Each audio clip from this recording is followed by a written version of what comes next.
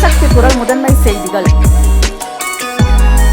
பொறியாளர் தேன்மொழி அறக்கட்டளையின் உடல் உறுப்பு தான விழிப்புணர்வு முகாம் தஞ்சையில் நடைபெற்றது.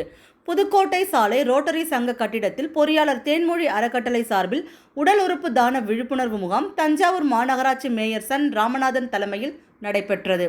திருவையாறு அரசு மருத்துவமனையின் தலைமை மருத்துவரும் பொறியாளர் தேன்மொழி அறக்கட்டளை நிறுவனரும் தேன்மொழியின் இணையருமான மருத்துவர் AS லோகநாதன் வரவேற்புரையாற்றினார்.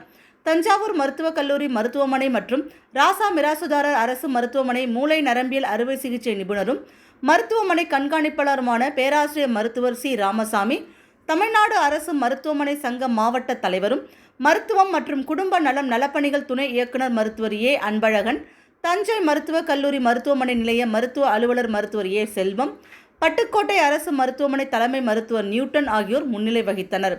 தஞ்சாவூர் மாவட்ட வருவாய் அலுவலர் தியாகராஜன் முகாமை துவக்கி வைத்து சிறப்புரையாற்றினார்.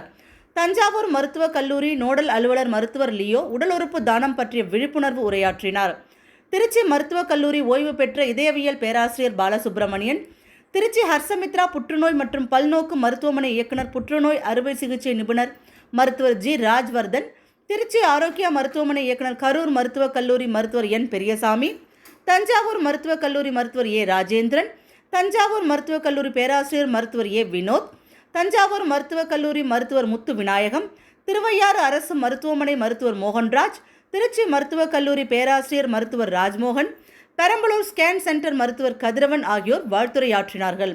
அறக்கட்டளை நிர்வாகி மருத்துவ மாணவர் KL காவியவர் சினி நன்றியுரையாற்றினார்.